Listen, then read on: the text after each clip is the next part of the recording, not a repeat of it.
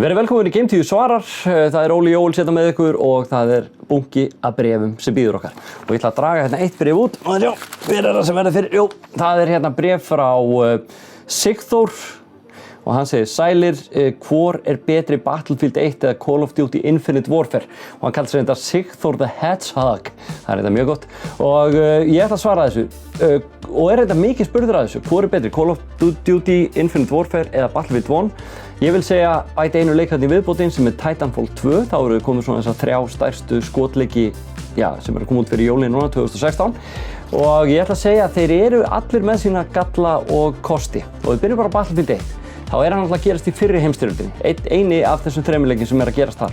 Og hann svona allur hægar í spilun, stærri borð, mikið meiri samvinna, strategía, skemmtilega að spila í skotum, spila með félögunum, því að það þarf að skipuleggja svolítið árásirnar og svo framvegis. Þannig að þessi vilja svona aðeins meiri pælingu og svona aðeins fara rólegar yfir, nota faratæki, þá mæli ég náttúrulega Battlefield 1. Hann svona líklega flottastur líka í grafík.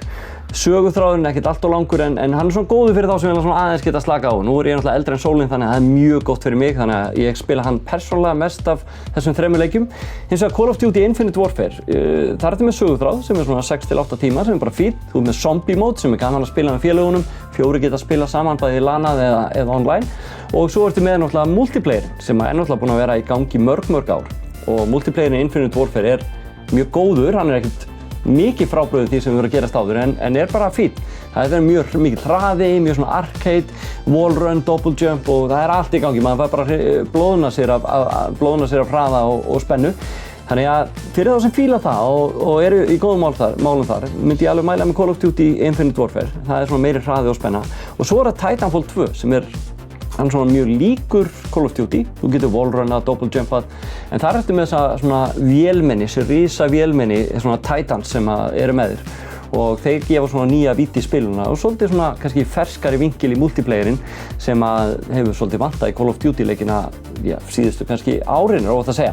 Þannig að ef þú vilt svona rólegheit og mikla strategíu þá það Battlefield 1 og kannski svona massa flotta grafík, eða svona grafíkperri, þá það Battlefield 1. Ef þú vilt svona svolítið meira af því sama góða stöffinu, þá það Call of Duty.